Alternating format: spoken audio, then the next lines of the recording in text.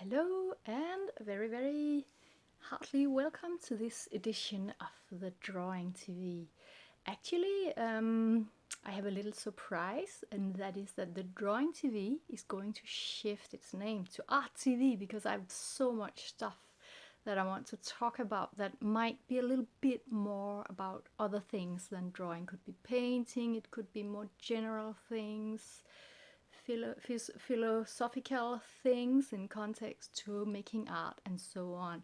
But anyway, as you know or do not know already, my name is Ida Andersen Lang.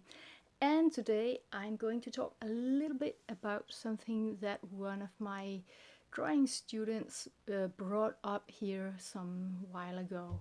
And that was the case that sometimes if you really have so many creative things going at one time and everything is like lying around unfinished, and then she brought up, and I think that's a very interesting point, that it can be a little bit discouraging with all those unfinished projects.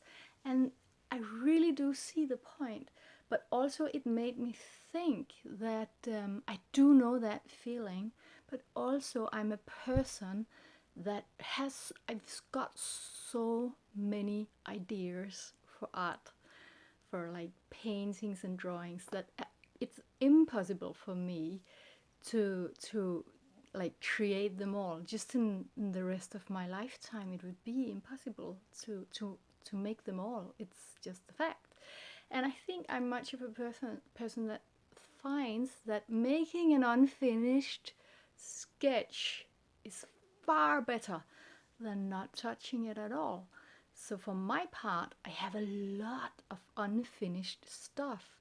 But when I see it, it's more like I'm reminded that, okay, I also had this idea at that point. That's very interesting.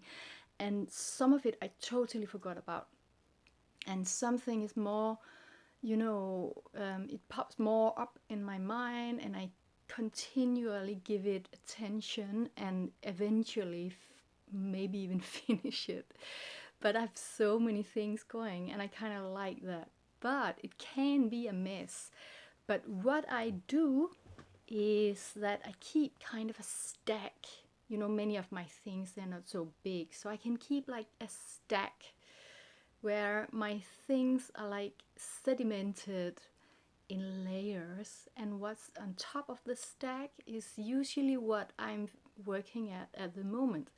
So continually I visit my stack, we can say, of projects, drawing projects, painting projects. Of course I cannot put a drying oil paint in my stack, that has to go on the wall, but still what can go in the stack goes in the stack, and what's on top is what I work with the most. So I can kind of see that what like has a tendency to be on the surface is what I mostly have on my mind, and the other things, they tend to fall down to the bottom of the stack and kind of make sedimental layers in the bottom.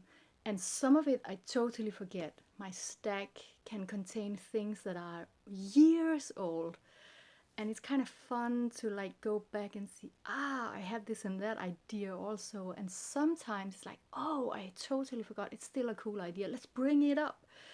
And some of it, I'm just not interested in that anymore, and I'll just let it live its life at the bottom of that stack, because still it's kind of a nurturing layer that has been part of my artistic journey earlier on. I really like that way of working with my stuff. Some of it, what I'm really working on at the moment, and that I want to be able to evaluate and look at more continually, they go on my wall, and that's kind of maybe the super top layer of what I'm doing. But apart from that, just to, address the question about all these unfinished projects lying around, you can consider, I mean, we are all different, this is just my way of doing it. You can consider to collect most of it in kind of a stack, creative stack, and then you pick out you look in the stack, see what do I want to work on today. Probably what's on the top, but it also could be what's number 2 or 3 or 4 or 5 in the stack. You bring that out, you draw on it, and then you put it on top because it was what you worked on last time. And then the next day you find out, what do I want to work on today, and you pick it out, work on it, put it on the top. And that's going to create kind of a creative hierarchy in your work, and you can go back and get like nourishment from all the stuff. Also, for me, it works very, very well. Of course, I have things also that sits on canvases and in sketchbooks and so on, so you can't like have everything in the stack. But still, if you're like me and you have a tendency to work on loose sheets, could be both canvas and paper or whatever, you can put it in the stack and keep this kind of I don't like the word scrapbook. I don't like that word. I like to call it my creative stack. Find a good place where you can keep it and where it's visible, and then work on your projects from there and continually, intuitively ask yourself, okay, what's most interesting for me today? Bring it out, work on it, and put it on the top of the stack. That was just a piece of creative advice. My name is Ida Andersen Lang, and as you know, this was actually the first edition of my like creative TV where we call it the Art TV. See you next time. Have a very lovely day. Bye bye.